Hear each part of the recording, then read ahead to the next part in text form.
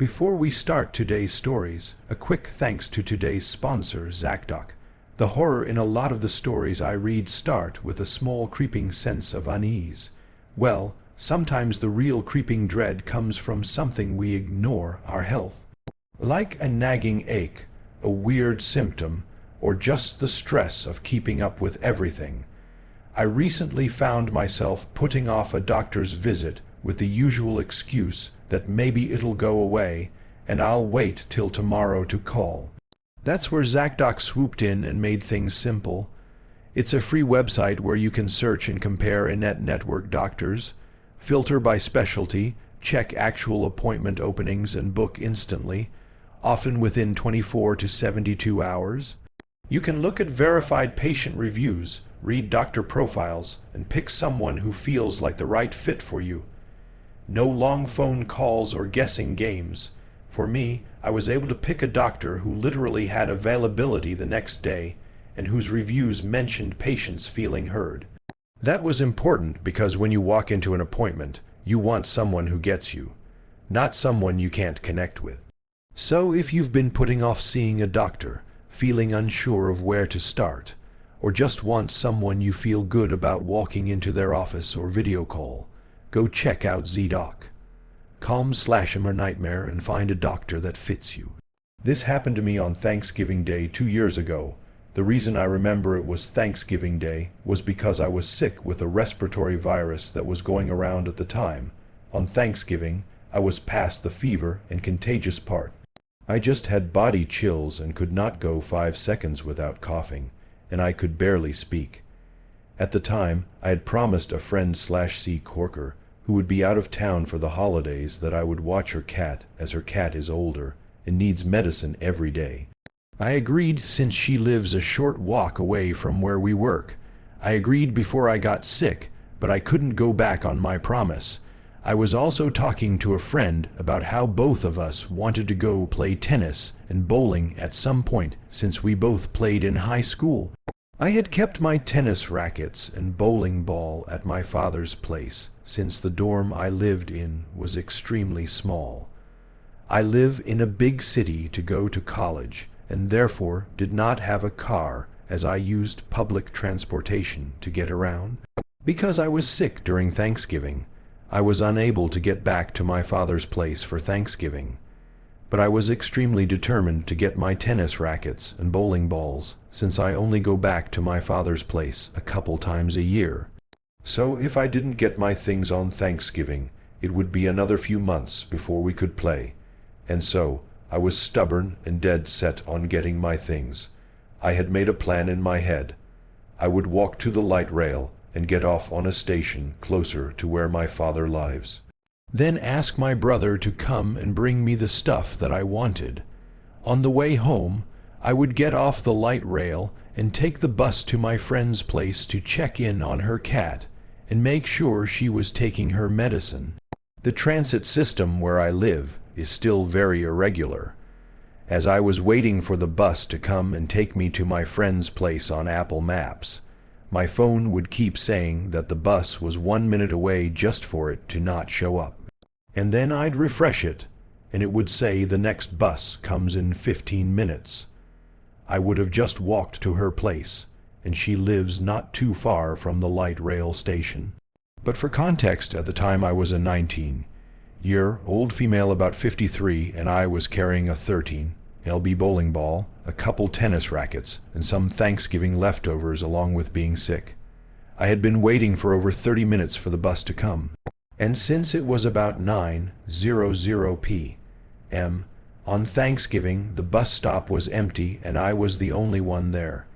As I was waiting, a car pulled up with a group of men who looked like they were in their early to mid-20s.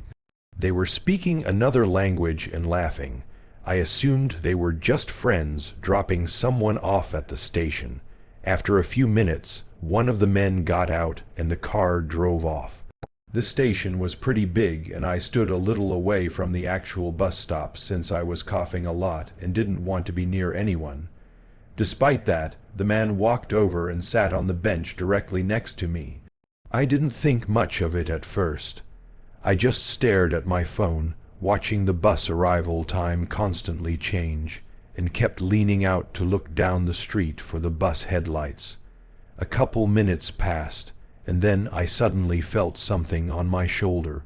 The man had gotten up and wrapped his arm tightly around me. My mind went completely blank. I was so confused and startled that I just froze up. After a moment, he mumbled something like asking if I was okay. I quietly said that I was fine and just waiting for the bus. A couple minutes later, he let go and sat back down. Red flags were going off, but I kept trying to rationalize it. Maybe he heard me coughing and thought I didn't feel well. Or maybe he saw me leaning out to look for the bus and thought something was wrong. I knew those excuses were stupid, but I was trying to keep myself calm. People might be wondering why I didn't run or yell, but this man was well over 6 feet tall and easily twice my weight. He was also wearing one of those bandana-style face coverings.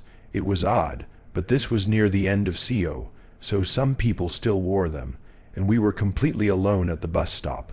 I didn't want to provoke him. A few minutes later, he got up again and put his arm around me a second time, sometimes even stroking my back. Luckily, I was wearing a thick puffer jacket. I saw my bus approaching and just stayed still, thinking everything would be over once I got on.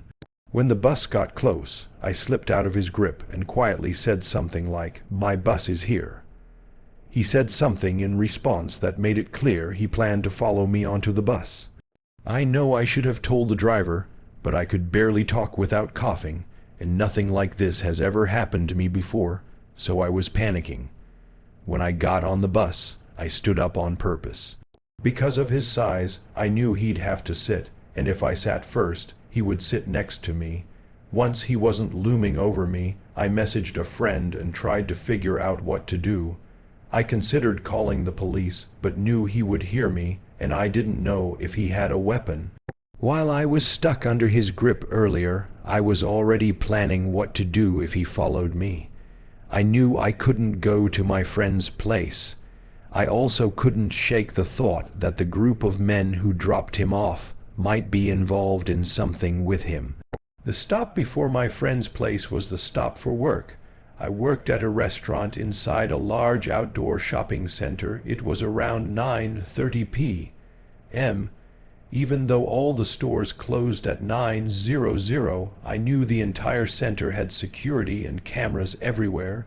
I also knew my co-workers would still be there finishing closing duties. The only downside was the locked front door, but the back employee entrance would be open. To get in through the back, I'd need to go through the outdoor trash room enclosure first, then punch in the code on the door. When the bus reached my stop, the man got off right with me and immediately grabbed my shoulder again, gripping even tighter. I had to take tiny steps. I didn't want to suddenly sprint and alert him if I wasn't close enough to make it inside in time. As we got closer to work, all I could think about was whether I'd be fast enough to break away and get through both doors before he caught me.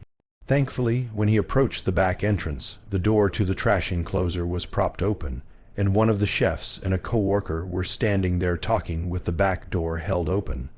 I used that moment. His grip had released just slightly from walking, and I slipped out of it and ran past him. I tried to tell my coworker that a man was following me and to shut the door. Even though I could barely talk, he closed it right away. Not even 2 seconds later, the handle started rattling violently and he started banging on the door. I explained as best I could that I didn't know him and that he followed me from the bus stop. We called mall security. While we waited, we could see the man pacing around the restaurant through the windows. After a couple of minutes, he walked into the ice cream shop directly across from us. Security arrived and asked me a few questions. The coworker who had been at the door ended up driving me to my friend's place so I could check on her cat, and then she drove me home. A few days later, my manager told me that mall security wanted to know if I wanted to press charges. I said I wasn't sure yet, and that I mostly wanted to know the man's name and what he claimed he was doing there. But my manager never followed up, and I never heard anything again. To this day, I have no idea what that man wanted. though I definitely have my suspicions. I honestly forgot about the whole thing until recently, when my same friend asked me again if I could watch her cat for Thanksgiving. That's what brought all of this back. This happened in early December 2 years ago when I drove up into the mountains to visit an old friend I had not seen in a long time. His fictional name for the story is Scott, and my real name is Jeremy. We had been friends since middle school, but after graduation, he moved out to a small mountain town with his family. Over the years, we slowly drifted apart. I stayed in New York City for work, and he stayed up in the mountains. We never fought or anything. We just stopped keeping up with each other's lives. So when he reached out to me out of nowhere and said I should come visit for a weekend, it made me feel kind of nostalgic and excited. He said it was the best time to come up because the snow added to the rustic rural vibe. I figured it would be fun to catch up. The drive up the mountain was extra long because I drove a bit slower due to icy conditions. There were barely any other cars on the road, and the sun went down around 400 p.m. since it was December, and by the time I reached the area where he was living, it was already pitch black. He lived in one of those older wooden houses on the side of the mountain. There were only a few scattered houses nearby, all spaced out far from each other. He lives in a good area for skiing. If only I could ski. When I pulled into his driveway and he came outside to greet me, the first thing I noticed was that something about him felt off or just different. I hadn't seen him in years, so I figured maybe I just forgot what he looked like and acted like. But the way he talked was different, slower than he used to talk. And he kept pausing between sentences like he forgot what he was saying. He helped carry my bag inside, and the inside of the house was warm but pretty empty. Not much furniture except for a couch, a table, a couple chairs, and some antique-looking wall decor. He told me I could sleep on the couch for the weekend since it folded into a pull-out bed. I told him that was fine. The house had a long, dark hallway across from the couch that led to a bathroom and 2 empty guest rooms, which he explained were empty because this used to be his grandparents' house, and they recently passed away. He told me he lived alone here now. The hallway had no light at the end, and the doors were all open, so from the couch, all I could see was this pitch-black rectangle stretching into the back of the house. For some reason, it made me uncomfortable, even though there was nothing obviously scary about it. That first night, we talked a little bit about old times, but it felt strange. His general demeanor and mannerisms were more socially awkward now, but I chalked it up to the fact that living alone in the mountains for years could make anyone a bit weird. He barely made eye contact, and I did feel like he kept looking in the direction of the hallway. When it was time to sleep, he went upstairs to his bedroom, and I got the couch set up. I left a light near the hallway on because the dark made me nervous. I felt stupid about it, but the hallway really bothered me. I fell asleep, but at around 2:00 in the morning, I woke up to a thumping sound from upstairs. I quickly realized there were fast footsteps running across the floor above me. It sounded like someone sprinting from one end of the room to the other, then stopping and then sprinting again. The footsteps went on for about 20 seconds before just stopping completely. I waited to hear a door open or close or anything, but there was complete silence after that. I eventually fell back asleep, even though I was pretty creeped out after that. The second day was even weirder. Scott acted distracted the entire day, barely talking, barely eating, and whenever I asked if he was feeling okay, he would just nod without saying anything. I didn't understand why he was acting this way, being that he invited me here for the weekend for what I assumed was to catch up and rekindle our friendship. I also counted him going down that hallway at least 5 times throughout the day, and I never bothered to check what he was looking at. Since there was a bathroom at the end of the hall, I just presumed he was going in there, even though I never heard a flush. That night, the weather got worse and a snowstorm rolled through. Wind slammed against the house hard enough to make the walls shake a little. It was awesome. Honestly, I love the vibe of being snowed in a cozy place. I went to the couch and scrolled on my phone for like an hour, then went to sleep. Around 2:00 in the morning, I woke up again. This time I heard soft scraping sounds. They were coming from downstairs somewhere in the hallway. It sounded like something dragging across the wooden floor. Then it just stopped, but then there was a sudden tap on the wall behind me, like someone had flicked it with their finger. I turned and looked down the hallway. I didn't leave that light on that night, so it was completely dark. I didn't want to get up. I did my best to just roll to the other side and block the noises out. Old house, I kept telling myself. I did fall back asleep, and the next thing I remember is waking up in the morning. The third night was the worst. By this time, I felt uneasy in the house in general, and I kept catching Scott staring at me for too long without saying anything, like he was checking if I noticed something. I almost thought about leaving early, but the snowstorm was supposed to last until morning. After dinner, Scott went upstairs early, and I stayed up on my phone, starting to question the point of this visit entirely. Eventually, I set up the couch and laid down. I shut my eyes and tried to sleep, but sometime around 2:00 in the morning again, I woke up without knowing why. My eyes opened, but the rest of my body refused to move. I had heard of sleep paralysis before, but I had never experienced it. It was like being awake inside a dead body. I could only move my eyes. I couldn't even move my fingers. I started to panic, but then something made it even worse. I noticed movement at the far end of the hallway. At first, it was so dark that I couldn't tell if it was real or not. But after a few seconds, I realized what I was seeing. Scott was standing at the very end of the hallway. I could only see his outline because his face was completely hidden in the darkness. His arms hung at his sides, and he was standing perfectly still, like he'd been there for a long time just watching me. It was like a scene from Paranormal Activity. I tried to speak to him, but no sound came out. I tried to move or twitch or anything, but my body stayed frozen. I didn't even feel like I was breathing, to be honest. I could only stare. He stood there for what felt like an entire minute, not moving at all. Then, without warning, he slowly turned to his right and walked into the guest room at the end of the hall.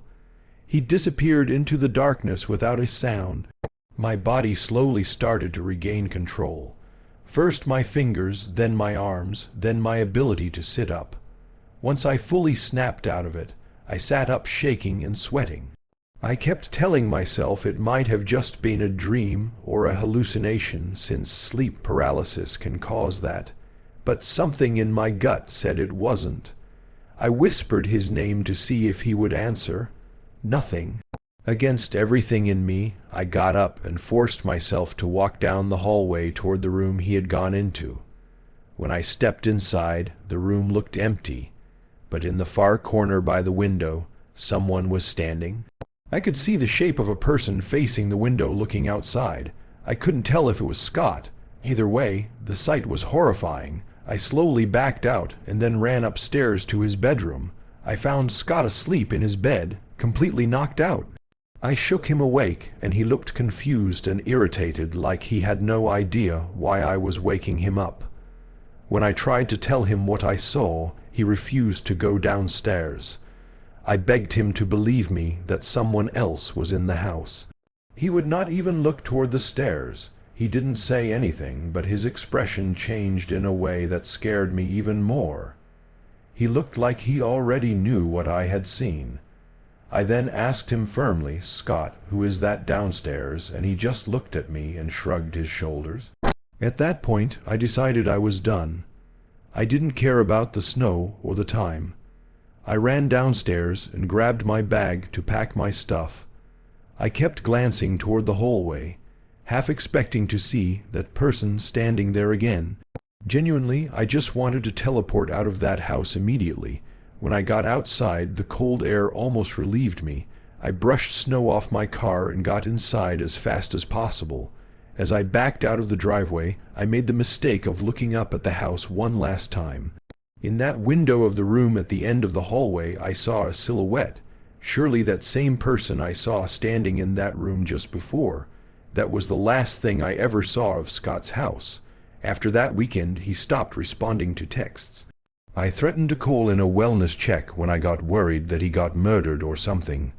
And finally, he responded saying, "I'm fine." That's it, though. He didn't respond to any further texts, so I stopped bothering.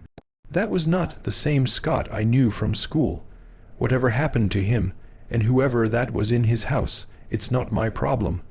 I'd be lying if I said it doesn't terrify the out of me, though.